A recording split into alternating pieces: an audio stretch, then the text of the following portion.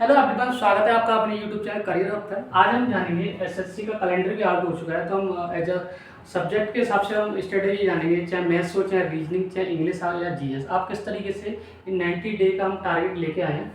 तो सबसे पहले आपका स्वागत है हमारे चैनल पे। आप जो भी बच्चे नए हैं तो इस चैनल को सब्सक्राइब भी कर सकते हैं। तो मैं आपको एक एक सारी डिटेल बताऊंगा, आपको सब्जेक्ट वाइज अप्रोच कैसे रखनी है, क्या पीवाईक्यू का महत्व रह गया है, क्योंकि अभी ना अब बोल समझ में आ रहा है कि बेंडर चेंज होगा, बेंडर का अभी क्लियर नहीं हो पा रहा है, क्या पीवाईक्यू का महत्व खत्म हो गया है। तो इसमें हम बात करेंगे। तो सबसे पहले ज़्यादा मैं आपका टाइम नहीं खराब करूँगा, ठीक।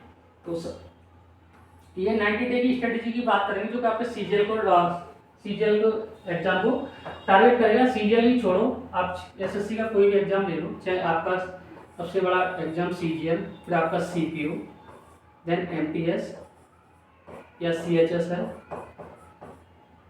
जीडी, कई सारे एग्जाम आपके ऐसे होंगे जो स्टडीज में क्लियर करूँगा मैं आपको। तो अभी क्या है ना, अभी जो आपने कैलेंडर देखा हो 13 अगस्त से लेकर 20 अगस्त तक सीजीएल प्रीलिम्स की डेट को मैं अभी टारगेट सीजीएल को ही कर रहा हूँ, ठीक। तो 90 डेज में हमें करना क्या क्या और किस तरीके से, जो बच्चे बिगिनर हैं, रिपीटर हैं, या कुछ बच्चे पहले से पोस्ट लेके बैठे दोबारा उनको क्या करना है, तो उस पर मैं बात करूँगा। तो सबसे पहला, अगर आपका मोस्ट डिमांडिंग चैप्टर और सब्जेक्ट रहता है वो मैथ्स की बात करें, तो मैथ्स में 3 पहलू होंगे। एक तो हमारा सबसे पहला मैथ्स की बात करूँ, एक तो सिलेबस, देन उसके बाद कंसेप्ट, पीवाईक्यू और मूक टेस्ट, सेक्शनल टेस्ट की बात करें, किस तरीके से आपको करना है।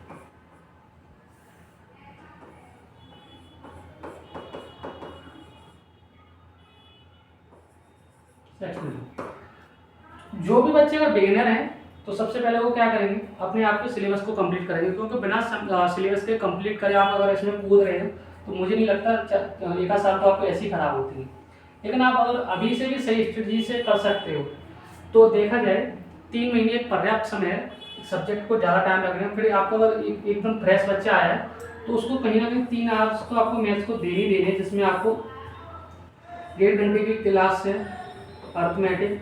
अभी और जो बच्चा देने जाए ना मैथ्स पेपर, तो उसको 25 क्वेश्चन का पहले एक सेट लगा दे। हो सकता है कुछ चैप्टर उसको पहले से आ रखे हो, क्योंकि आप ग्रेजुएशन करके आए तो उसमें ज्योमेट्री है, अलजेब्रा है, एडवांस मैथ के कुछ चैप्टर वो आपके बीएससी में भी मिले होंगे, ग्रेजुएशन में भी मिले होंगे, तो वो हो सकता है आप पहले से कर रखे, तो वो चैप्टर आप ना करें जो आपसे पहले से आते हैं।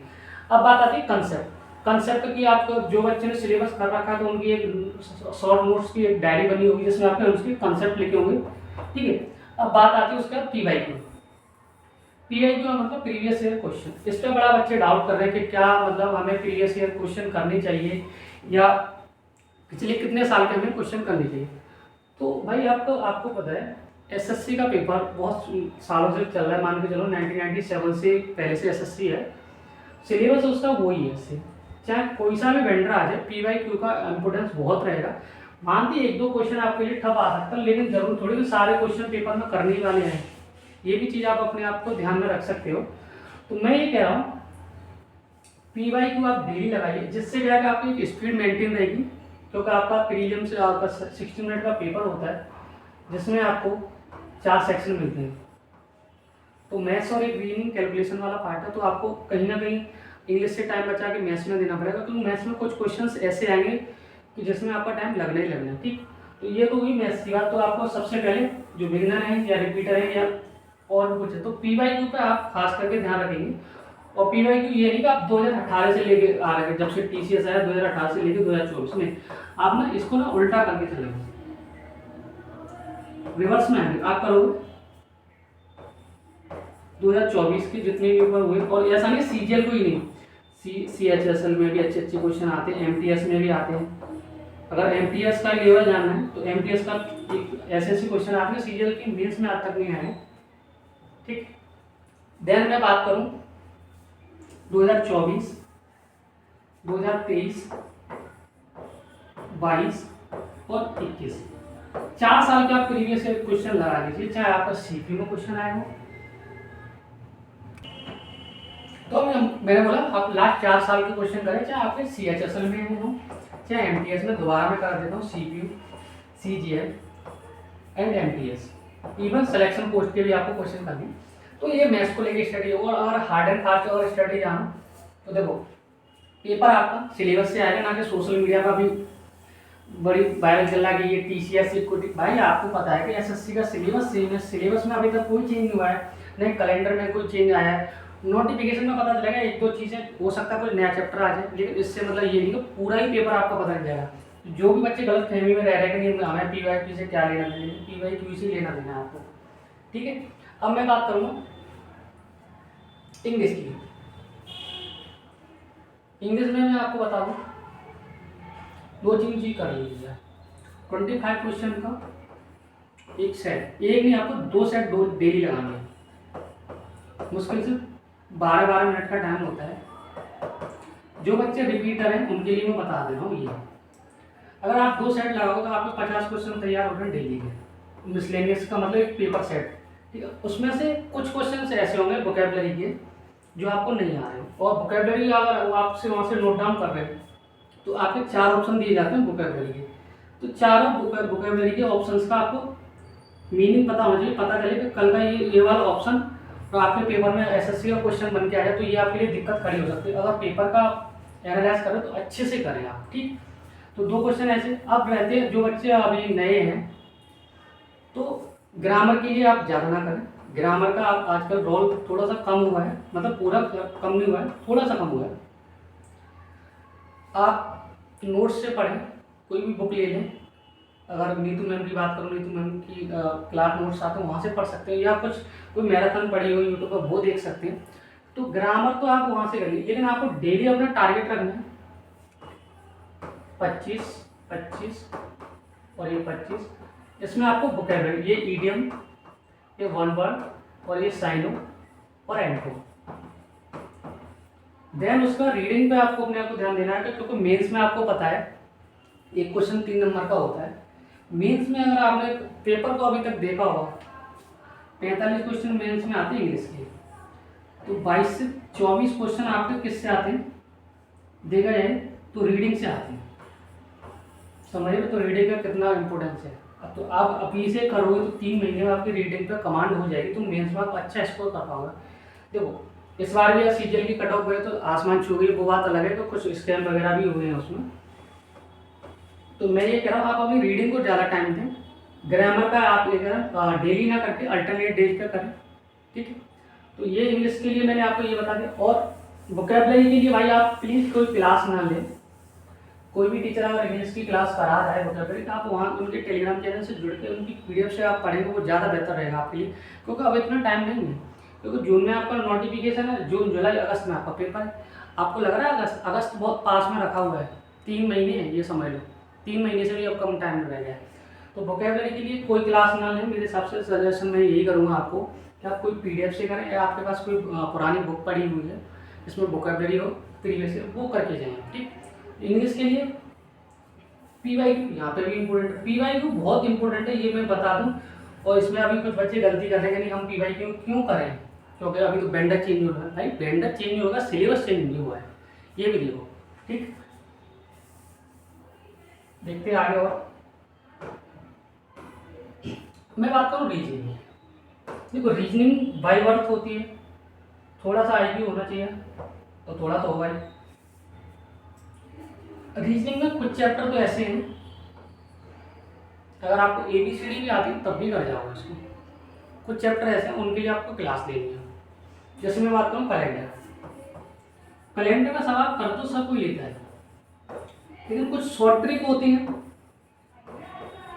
ठीक है, शॉर्ट ट्रिक्स होती हैं, तो वो आपको कहीं ना कहीं वीडियो से कवर करनी पड़ेगी। रीजनिंग के लिए आप 1-1.5 महीना कहीं से भी आप पढ़ रहे हो वहाँ से अच्छे से कर लीजिए।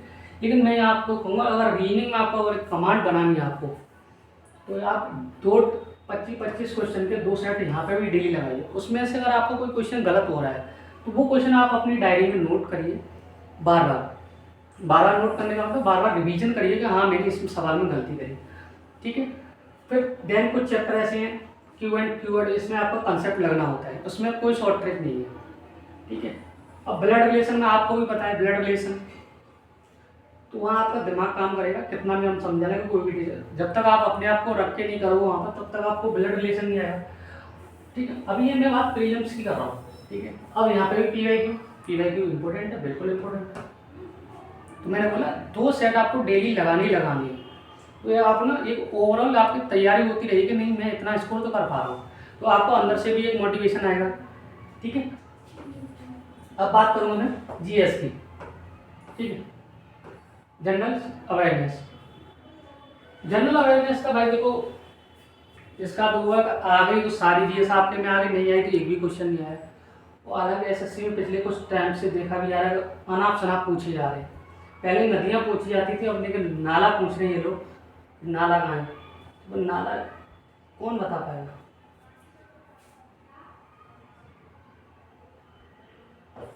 तो सबसे पहले अगर मैं देखो, मैंने कुछ इसको सीरियल बाय लिखा हुआ है कि किस तरीके से आपको तैयार करना है। देखा जाए पॉलिटी के क्वेश्चन आपके शिफ्ट में मिलेगा ही मिलेगा, अगर आप पेपर देने आ रहे हो तो 2 से 3 क्वेश्चन आपको पॉलिटी के आने ही आने हैं। और पॉलिटी कुछ ज़्यादा बड़ा चैप्टर है, वो सॉरी सब्जेक्ट है नहीं, और इजीली समझ भी जाते हो आप लोग।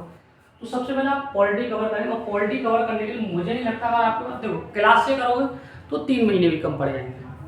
लेकिन आप अगर नोट से पढ़ोगे, जीएस में आपको रट्टा लगाना है और समझना है। अगर आप नोट से पढ़ने आ रहे हो तो नोट से अगर देखा जाए 10 दिन में आपकी पॉलिटी खत्म हो जाएगी आप पीडीएफ से करोगे तो। देन हिस्ट्री के भी 2 से 3 क्वेश्चन आते हैं।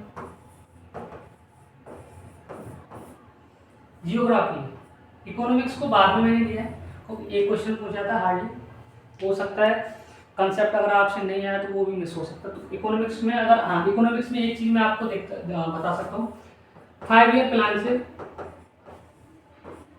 हर साल क्वेश्चन देखने को मिलता है, हर शिफ्ट में मिलता है इवन में बताऊँ, तो आप ये कर सकते हो 5 ईयर प्लान। ठीक है, देन उसका साइंस, साइंस से आप ग्रेजुएट किए हो तो आपको पता है फिजिक्स, इसमें केमिस्ट्री एंड बायोलॉजी बायोलॉजी। अब इसमें भी फिजिक्स में आपको कुछ नहीं करना, आपको यूनिट पूछी जाती है, बेसिक आपको यूनिट सबको आती है। मैं कुछ ऐसे क्वेश्चन बता रहा हूँ जहाँ से क्वेश्चन आते हैं चैप्टर। केमिस्ट्री में आपके देखा जाए फॉर्मूले पूछा है तो कैटेगरी का पता नहीं लाखों बार फॉर्मूला पूछा गया है, और एक देखा है तो रिपीट भी बहुत हुआ है। तो इस तरीके से बायोलॉजी में, बायोलॉजी एक बड़ा टॉपिक है तो इसमें टाइम लग सकता है, लेकिन मैं तो ये चाहूँ कि आप इसको भी 10 से 12 दिन में करें, और जितना हो सके जितना। करंट अफेयर का कोई हिसाब किताब नहीं मैं बताऊँ, कोई कहेगा नहीं मैं 12 महीने की पीडीएफ दे रहा हूँ, इससे बाहर कुछ नहीं, मैं लिख के देता हूँ उसके बाहर ही आएगा। ठीक है, तो करंट अफेयर पे इतना दिमाग ना लगा कि 3-3 घंटे की आप तुम पहले 1.5 घंटे करंट अफेयर क्लास दे रहे हो, और करंट कहाँ रही है आपको ही पता है। आपको एक काम करना है, जीएस में थोड़ी सी पकड़ बनानी है। थोड़ी सी पकड़ का मतलब आपको पेपर में मार्क्स मिल जाएंगे उसमें। आप देखो सीजीएल का 2024 का एक शिफ्ट का पेपर उठा के देखो, 3-4 शिफ्ट को एनालाइज करो कि मतलब क्या बार बार पूछा जा रहा है, क्या नहीं पूछा जा रहा है। वहाँ से आपको एक बेसिक आइडिया मिलेगा कि पॉलिटी से लगातार क्वेश्चन पूछ रहा है, मुझे पॉलिटी वाला सब्जेक्ट करना है। इवन उसका हिस्ट्री के क्वेश्चन पूछे जा रहे हैं, अपर बीरबल से क्वेश्चन पूछे, इस तरीके आपको चैप्टर ना चुनने पड़ेंगे, सेलेक्टेड चैप्टर, क्योंकि भाई जीएस की कोई वो नहीं है। जीएस एक अथाह सागर है, नहीं अथाह सागर तो है, लेकिन उसमें कुछ सेलेक्टेड चीज़ पढ़ के हम लोग अपना पेपर क्वालिफाई कर सकते। यूपीएससी नहीं है ये, आपका एसएससी है, तो आपको ये चीज़ दिमाग में रखनी पड़ेगी। ठीक है, बाकी अगर मैं बात करूँ इस चैनल के माध्यम से मैं आपको क्या क्या कराने वाला हूँ, मैं मैथ्स की गारंटी ले रहा हूँ आपके लिए। चाहे आपको कॉन्सेप्ट क्लासेज हो, चाहे आपको मुझे प्रैक्टिस करानी पड़े डेली, तो आपको मैं यहाँ पे मैथ्स की क्लास देने वाला हूँ। ठीक, तो मैथ्स की आप टेंशन ना लें। और उसके बाद आता था मॉक टेस्ट एंड एनालिसिस, ये बहुत ज़रूरी है अभी। चलो ठीक है, अभी क्या है 3 महीने, तो अभी कुछ बच्चों को चैप्टर रहेगा, तो मैं कहता हूँ वीक में वो 2 मॉक दें। किसी भी अच्छी टेक्स्ट बुक है या बहुत सारे ऐप में आपको पेपर मिलने लगे हैं, आप वहाँ से दे सकते हो। वीक में 2 दिन, जैसे आपका पेपर में 1.5 या 2 महीने रहा तो आप फिर डेली पेपर देना स्टार्ट करें। उससे आपकी स्पीड बनेगी, एक्यूरेसी बनेगी, आपको एक और आपके अंदर मोटिवेशन आएगा, हाँ मैं इतने मार्क्स तो लेके आ पा रहा हूँ। और ऐसा नहीं अगर मॉक टेस्ट दिया है आपने तो आपने छोड़ दिया। अगर आपका पेपर हो गया, आपके आए 140 मार्क्स आए तो आप तो खुश होगा नहीं, मेरे तो जनरली कट ऑफ निकलेगी, लेकिन बात कट ऑफ की नहीं है। अब ये देखो एनालाइज उसे अच्छे से करो कि क्या तुम मैंने सिली मिस्टेक तो नहीं की, जो मैं तुक्का लगा रहा था वो तो चलो यहाँ तो सही होगा, लेकिन पेपर में तुक्का गलत जाता हमेशा, ये भी दिमाग में रखो। प्रॉपर उसका ये देखो कि ये 60 नंबर है ना, ये 60 नंबर मेरे कहाँ चले गए और किस वजह से गए। अगर आप यहाँ से ना करो तो देखो 140, फिर तो ये आपके हर किसी पेपर में है, दूसरे में भी 140 आएंगे। हो सकता है आपकी बार 142 आ जाए, कभी 145 और कई बार 135 आ जाए। लेकिन अगर आप इसमें काम करने लगोगे ना तो ये नंबर ना गिराव होगा, ऐसे ऐसे बढ़ता है। तो कहीं एक पेपर ऐसा आ गया तो हाँ आप अपने एक 170 तक स्टक कर जाओ। और आपको इतना टारगेट कर लेके चलना पड़ेगा, क्योंकि एसएससी आज का कट ऑफ आप देख सकते हो कितना ऊपर गया है। ठीक, थोड़ा सा मॉक टेस्ट की बात हो। अब मैं बता देता हूँ इस चैनल पे मैं क्या, तो मैथ्स की कोई भी चीज़ हो, चाहे आपका चैप्टर रिलेटेड हो, चैप्टर चाहे इम्पोर्टेंट क्वेश्चन हो,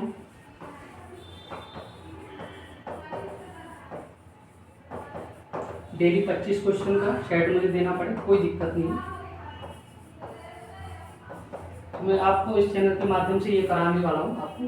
तो जो भी आपके बच्चे अपने सर्कल में आपकी तैयारी करें तो आप उस चैनल को आपको रिकमेंड कर सकते हो, आप शेयर भी कर सकते हो। अभी इस चैनल पर ज़्यादा क्लास नहीं है, लेकिन डेली आपको एक क्लास सुबह 9 बजे मिल जाएगा नहीं। तो जब तक आप अपनी तैयारी और मैंने जो समझाया आप उस पर भी ध्यान आप रहें। और आप हमारे टेलीग्राम चैनल से भी जुड़ सकते हो, जिसका लिंक आपको वीडियो को डिस्क्रिप्शन में दे देंगे। और आपने अभी तक यहाँ तक वीडियो देखी हो तो थैंक यू सो मच।